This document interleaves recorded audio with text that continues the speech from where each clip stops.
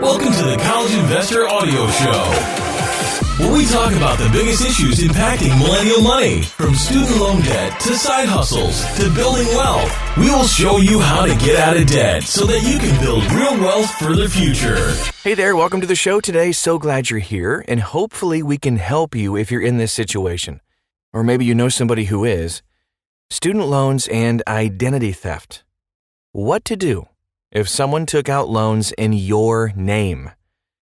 So you're ready to go back to school and you go to apply for student loans with the best rate. The problem? Someone already took out student loans in your name, and now you, like the real you, cannot take out any more money for school. The actual school that the real you is going to. Education is expensive enough when you take out loans on your own, and now you got to deal with a mess that somebody else made when you weren't looking. Unfortunately, student loan identity theft is a real problem that happens and continues to happen. And it's really hard to prevent because there's so much of our information about us that's already out there that anybody can find. So let's talk about what you can do to prevent this from happening in the first place, and then what you can do if you find out someone took out some loans in your name. How can someone take out loans with your information anyway? It's kind of crazy to think about it, but how could someone actually even do this? I mean, they would need to know a lot about you. But sadly, it still happens. The FTC received over 1.3 million identity theft complaints last year. Of that, just a tick under 200,000 were specifically about loans, and another 25,000 were specifically about education products. Put two and two together, this bad stuff happens a lot. With that said, we see two big types of student loan identity theft. Number one, federal or private student loans opened under your name. And two, Parent Plus loans where a child opens the loan without the parent's knowledge or consent. It's very hard to stop either of these because so much of your information is already out there, as we mentioned earlier. It's even more difficult with student loans because a common offender is usually family, so they have access to a lot of information already. It's important to know that in order to get a student loan, the borrower must be enrolled in a qualifying Title IV school. They would also need all of your personal information. If they opened a student loan in your name, not a Parent Plus loan, by the way, chances are they also enrolled in a school in your name, usually a vocational school. The sole purpose was to maximize the loan and get as much cash as possible.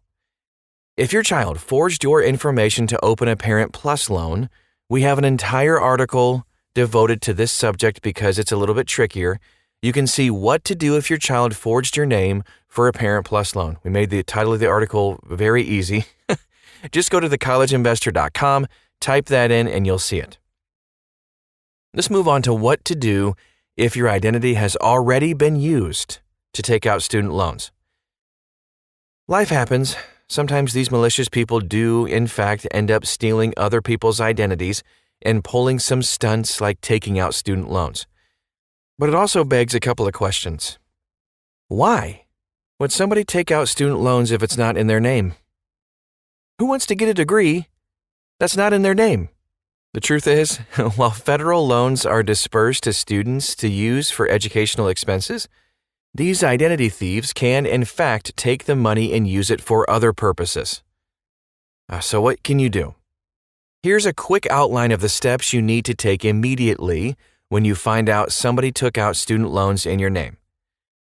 Report the matter by contacting both the U.S. Department of Education Office of Inspector General Hotline, which we have the number right inside this article at thecollegeinvestor.com for you. And that's if your loan is a federal one, by the way. And then fill out the FTC's identitytheft.gov report. You will also have to call the lender's fraud department to notify them that you have been a victim of identity theft. Ask them to close or freeze the accounts immediately. And then get in touch with the school where the thief used to take out the loan and ask them to close the loan account and provide you with a letter stating that they have done so as soon as possible.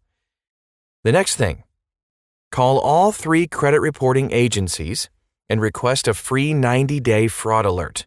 Fraud alerts make it difficult for the identity thief to open any new accounts because in this case, the thief will be required to provide extra forms of proof of identity before new credit is issued. You can also see some relevant links and numbers for each of the agencies: Experian.com, TransUnion.com, Equifax.com. We have numbers, we have all kinds of stuff, links and everything at thecollegeinvestor.com.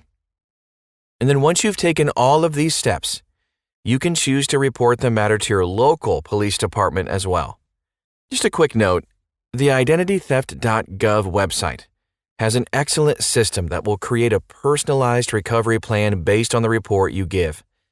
They also have a team you can chat with online Monday through Friday, 9 a.m. to 8 p.m. Eastern Time. If you plan on taking out student loans yourself for school, these steps are going to help you get started with the recovery process so that you can do so.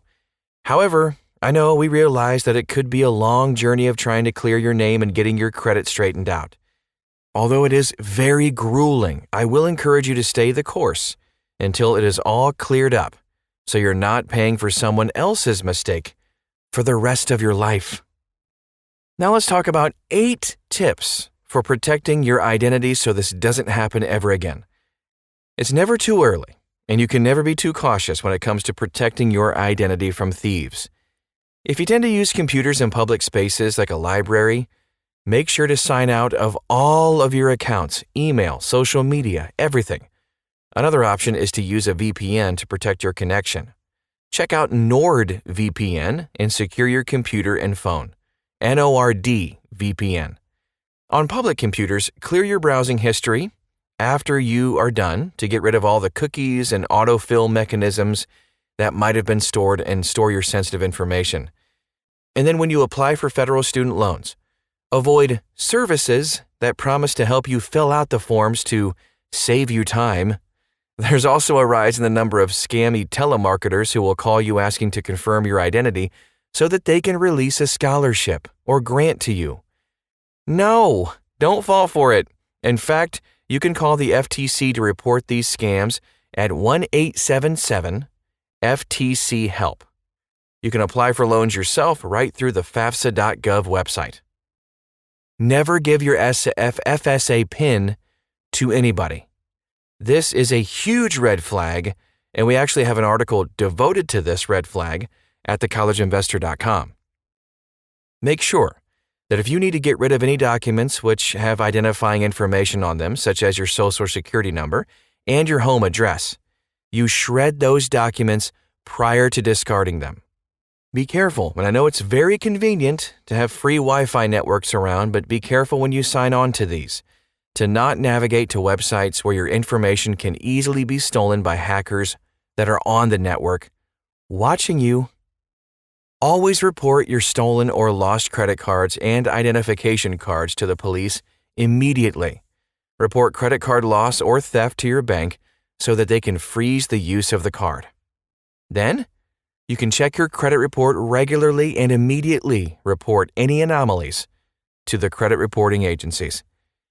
If you take these steps to keep your personal information safe, that is the best move when it comes to protecting your identity from malicious people. And some quick final thoughts. Being a victim of any type of identity theft is nothing to ever wish on anybody. Student loan debt that was not incurred by you can be a stickier situation and have a long-lasting effect on your credit if you don't act immediately. You're moving in the right direction if you take the steps we outlined today, and if you do it right now. If you need any other help, links, or resources, please check out the article at thecollegeinvestor.com. Just type in the same title of this podcast right in the search bar and you'll find it. And follow us on social media. Let us know how you're doing. We want to just come alongside of you and help any way that we can. Thanks so much for stopping by today. We'll talk to you again real soon.